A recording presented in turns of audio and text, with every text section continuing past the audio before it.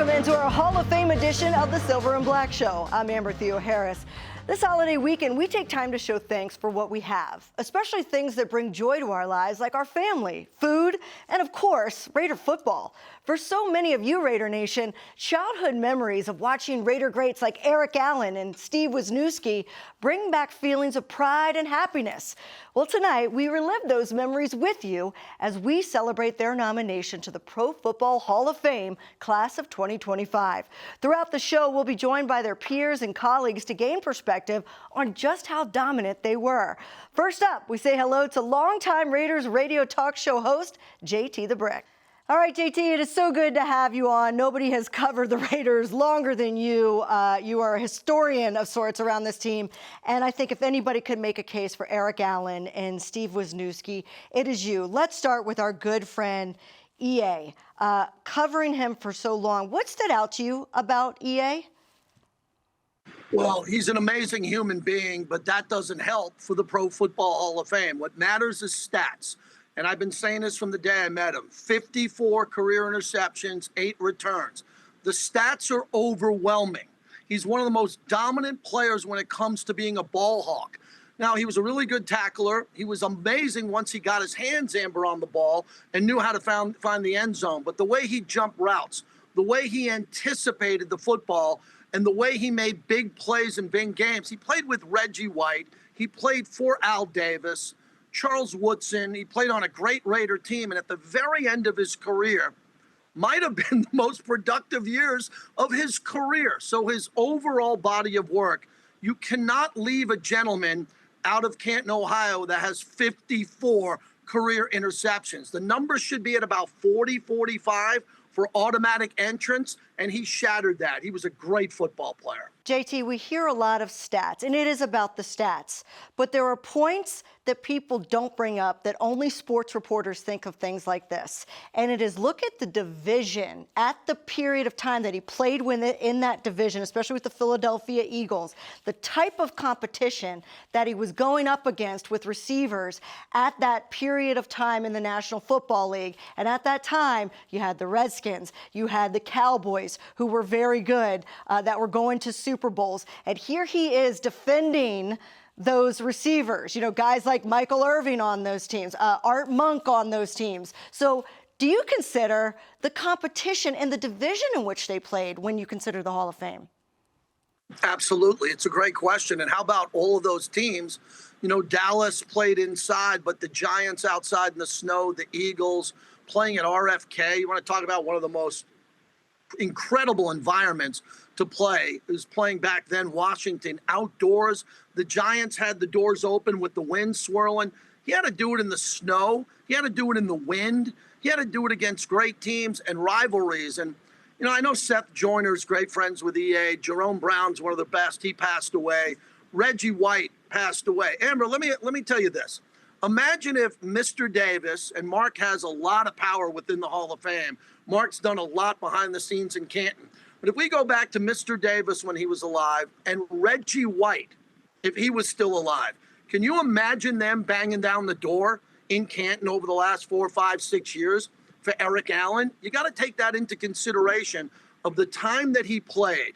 But getting back to the Oakland Raider years where I was able to cover him on the sideline, I just saw a guy who was so sharp, so into it, and he was helping mentor young players.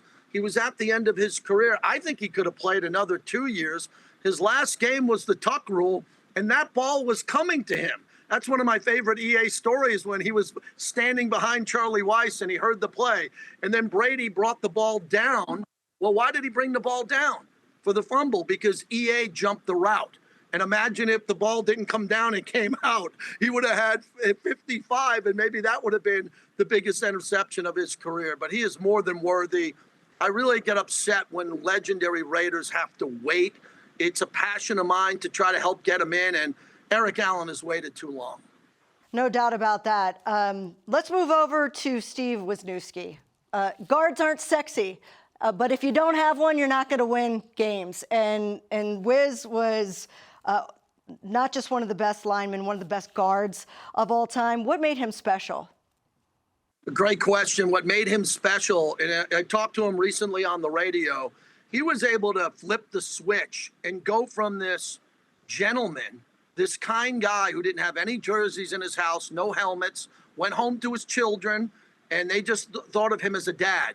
But when the game started, and that was before my time, before I came to the Raiders, but you see it on film, he turned into one of the most ruthless, nastiest, physical players to ever play the game. And what's good about Wiz now, Amber, is there seems to be this really good vibe around him, around his peers.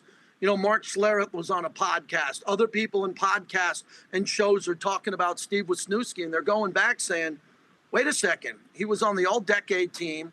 He had the 8 Pro Bowls. He was dominant. He played all the time. He was notorious for being an aggressive player. And he told me, he goes, never was a player carted off the field against him. He never did anything dirty. He never undercut anyone. And at the end of every game, he shook hands with the opponent. I think he's actually, Amber, a guy who just got lost. I really do. I think he got lost in the history of the Pro Football Hall of Fame. And now as we're looking back at it, we're all understanding how great Steve Wisniewski was. He's not lost to the defensive lineman that had to go up against him. I can promise you that. He was also one of the most durable players, 206 games he started. He only missed 2 games for injury. Do you know how hard that is in a career for an offensive lineman? Not only that, what type of role did he play in the rushing attack of the Raiders of the 1990s? Well, he was great because he could pull. So what was great about Wiz is that he could go right at you. So God forbid he was just matched up one-on-one. You had no chance. He knew the snap count. His first blocking was for Marcus Allen all the way up through the great running backs and fullbacks that he blocked for. But I think what makes Wiz amazing, if you look at his YouTube, and I'm sure we have great archives here at Silver and Black, when he pulled and came around the edge, remember it was Gene Upshaw with Art Shell who played guard that would go highway 63 and go around the left side. When Wiz was able to pull to the right and be able to dominate, when he came off on the edge and was going up against an outside linebacker, he just chewed him up and spit him out. He was fierce. So I thought he was great in the passing game, but you bring up a great point. His key was the running game. And back in his era, the Raiders ran the ball quite frequently, and they ran it behind Wiz. You know who we should ask if he belongs in the Hall of Fame? You should ask people like Marcus Allen or Bo Jackson. I bet they could make a really good case for him, because without that offensive line, you know, maybe their careers weren't exactly the same. Hey, we appreciate you being with us, JT. Thanks a lot. Thanks, Amber. Coming up, former Raider Roland Williams joins the show to tell us why the Wiz deserves his spot in Canton. Some days are long, some nights never end. I'm on the fleeting seconds flight. I pray to the coming wind. And timelines never stood around for me. I've loved every sky I've ever seen.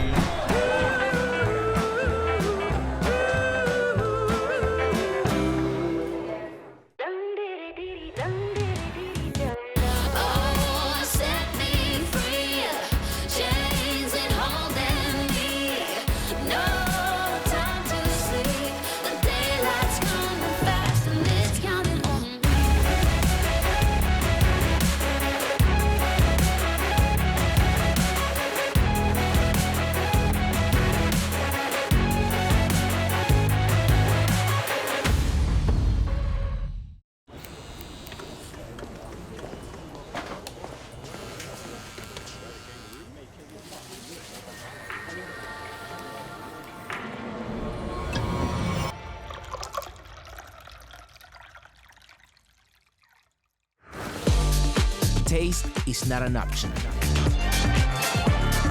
Taste is everything. 1800, the world's most awarded tequila. In 300 feet, turn left. With Cox's fiber-powered internet, you can do brilliant things. Exit approaching. Like upload your voice to Dad's GPS in no time flat. And I miss you, Daddy. Happy birthday. Get multi-gig download speeds powered by fiber. Upgrade your internet today with Cox, the nation's fastest internet provider. Limited availability in select areas.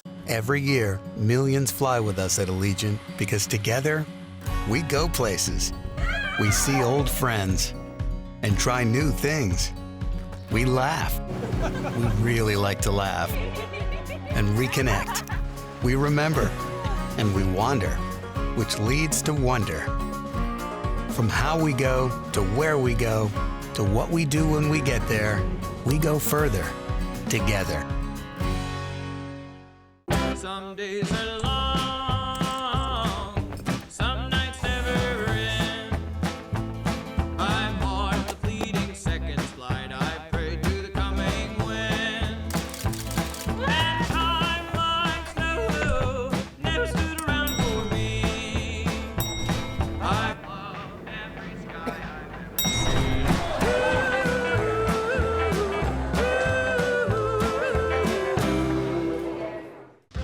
The Silver and Black Show is brought to you by Cox, proud partner of the Las Vegas Raiders.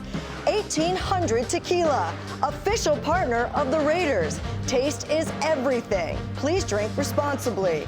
And by Allegiant, the official airline of the Raiders. Low fares, non-stop flights, only at Allegiant.com. Welcome back to a special Hall of Fame edition of the Silver and Black Show. When the 2025 Pro Football Hall of Fame class is announced at NFL Honors during Super Bowl week in New Orleans, one of the most dominant and durable guards to ever play the game needs to be on that stage. Steve Wisniewski literally held the line, and to help us understand his contribution to the game, we welcome in a man who blocked alongside him, former Raider tight end Roland Williams. Roland, it's good to see you. How are you? Great to be seen, man. What a special time of the year. And let's do everything we can to get Steve in the Hall of Fame.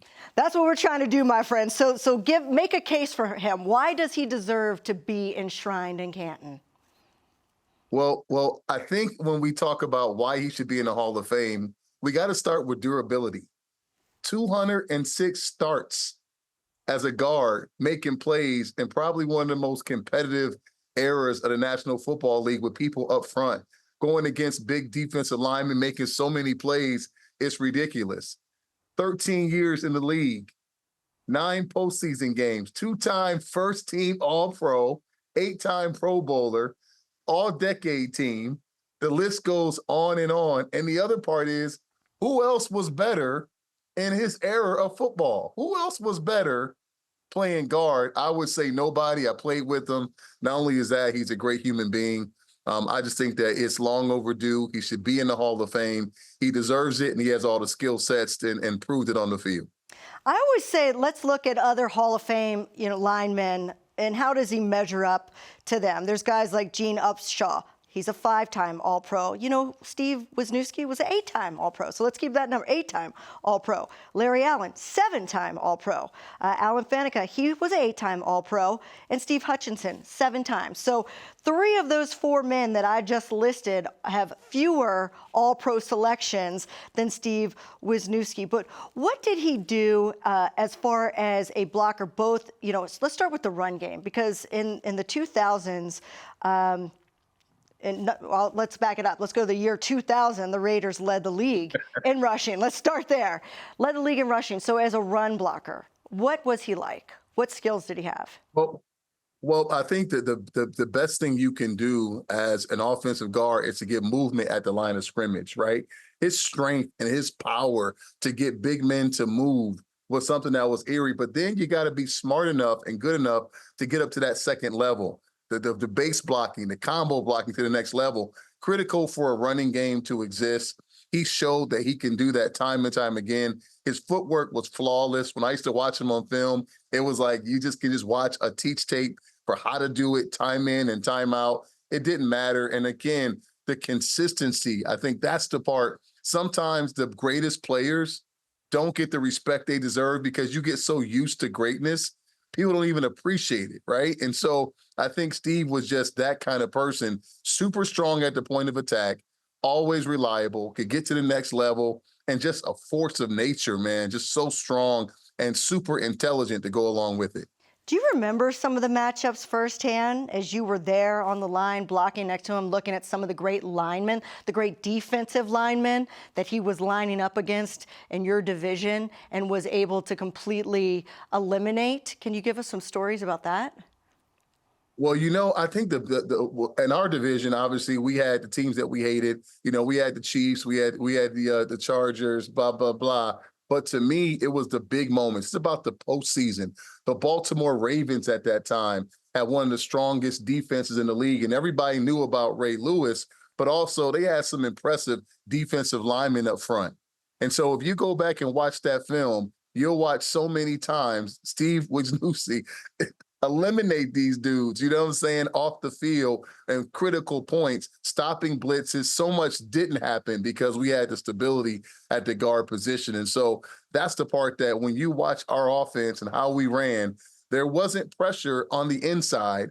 Things came from the outside, and that was because Steve was just so darn good. And so it just pop in any film. You're going to get the same consistent performance. You're going to get a guy who knew how to be strong at the point of attack in the run game. And in the passing game, which also is one that people don't give him credit for, he was a great pass blocker as well. And I just don't think linemen get enough love, enough respect. There would be no offense. There would be no prolific offense. All the things, Tim Brown, Jerry Rice, Rich Gannon was our quarterback during that time. Charlie Garner, running back, Tyrone Wheatley.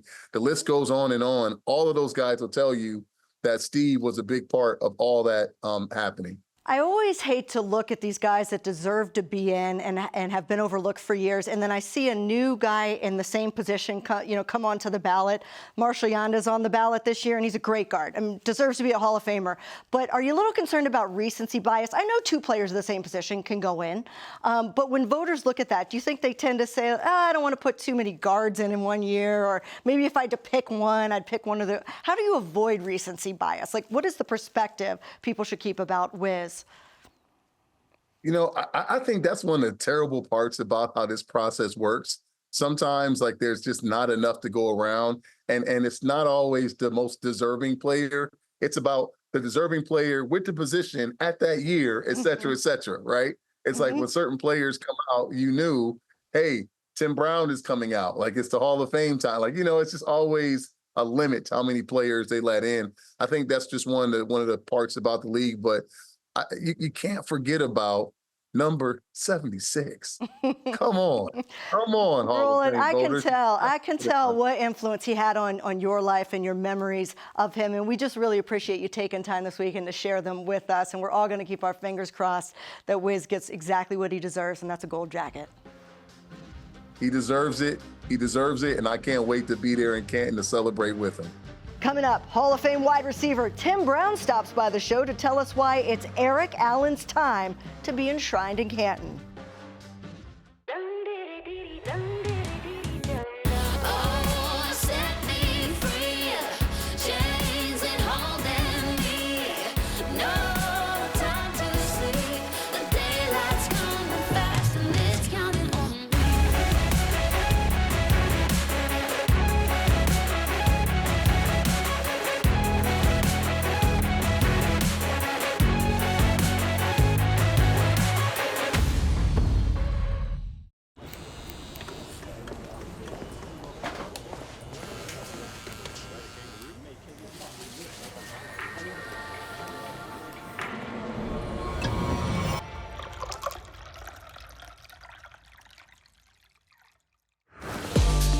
Taste is not an option. Taste is everything. 1800, the world's most awarded tequila. In 300 feet, turn left. With Cox's fiber-powered internet, you can do brilliant things. Exit approaching. Like upload your voice to Dad's GPS in no time flat. And I miss you, Daddy. Happy birthday. Get multi-gig download speeds powered by fiber. Upgrade your internet today with Cox, the nation's fastest internet provider. Limited availability in select areas. Some days are long, some nights never end. I'm on the fleeting seconds flight. I pray to the coming wind.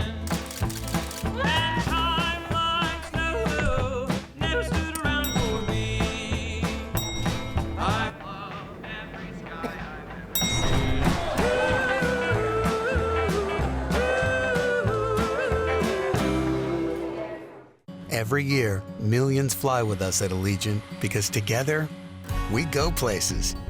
We see old friends and try new things. We laugh. We really like to laugh. And reconnect. We remember.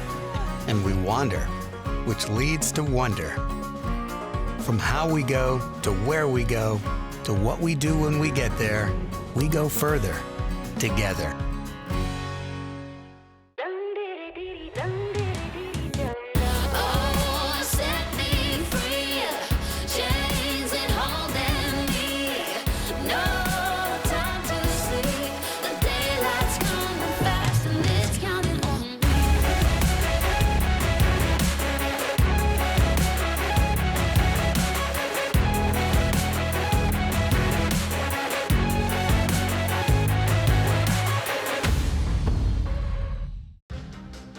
The Silver and Black Show has been brought to you by Cox, proud partner of the Las Vegas Raiders, Ticketmaster, the official ticket marketplace of the Las Vegas Raiders and the NFL, and by Allegiant, the official airline of the Raiders. Low fares, nonstop flights, only at Allegiant.com. Welcome back. Quarterbacks who played against Eric Allen knew one thing to be true. You simply didn't throw in his direction, not unless you wanted to get embarrassed. To help us understand just how dominating EA was, let's welcome in Hall of Famer and Raider great Tim Brown to the show. And Tim, we really appreciate your time. You're a Hall of Fame veteran, 2015. You've been through this process before. Nobody has endured it longer than EA. He is in his 19th year of eligibility. What is it? Are you frustrated when you look at the fact he hasn't gotten in yet? Yeah, you don't think about it until you see his name, and when you see his name, you lose your mind because, I mean, this is a guy who belongs in the Hall of Fame, and it's just something about when you put those Raider colors on, man. They make you wait a little bit longer, but it's unfortunate for EA, but hopefully this will be the year that push him through. Why exactly should he be enshrined? Because when you look at who should be in the Hall of Fame, it was, did he dominate the position he played, and did he dominate that position in the era he played in? Does he meet both of those criteria? Well, without a doubt. I mean, you can just look at the time that he was with the Raiders, having to line up with Charles Woodson on one side, where people were definitely not going to do that. Well, when they tried him, it didn't work out either for them, So I think for those 4 or 5 years that he had with the Raiders, I mean, those years alone, he belongs. But when you look at his career with New Orleans and Philly, this is a guy that has done it on a consistent basis. 200 games, 217 games, I think he played in his career. I mean, that's getting it done at a very high level. You had a chance to go up against him in practice and see him firsthand. I mean, you went up against the best in the NFL, the best corners. What made him so special? Well, it wasn't that he was so fast and so strong, but he had a combination of both, right? He had the strength and he had the speed, but he was a smart guy. He knew how to play the position. He knew how to play you. He would play me different than he would play Jerry Rice, So it's when you see a guy who is studying the game like that and studying us the way he studied us for training camp, you know this is a guy that's going to play at a very high level, and certainly he did.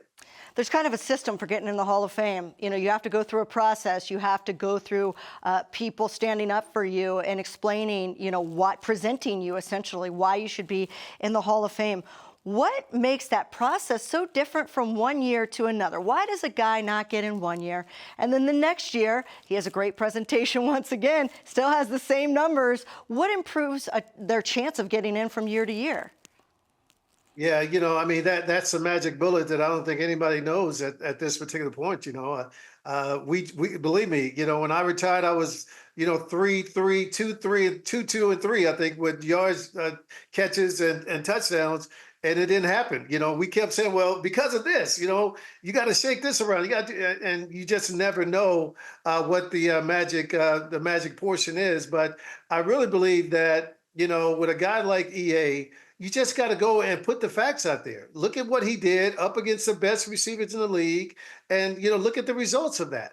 Well, allow me to present for my friend Eric Allen, because I'm looking at the numbers right here, and Eric Allen has the same amount of interceptions as Hall of Famers Willie Brown and Darrell Green. I grew up in the Washington area in the 80s. I remember Darrell Green. He was the greatest.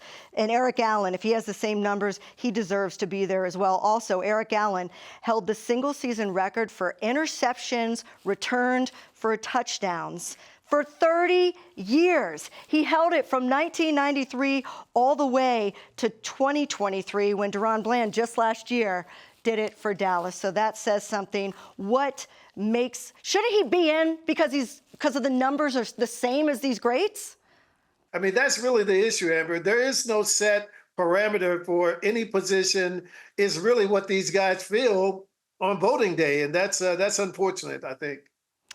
Well, we certainly hope that he gets the opportunity, not only because of how great he was on the field. If you know Eric Allen, he was a fierce competitor on the field, but he's a great dude off the field. He received the Ed Block Courage Award, which is quite an honor, in 1999. It was given to teammates, it still is, who show commitment to sportsmanship and courage.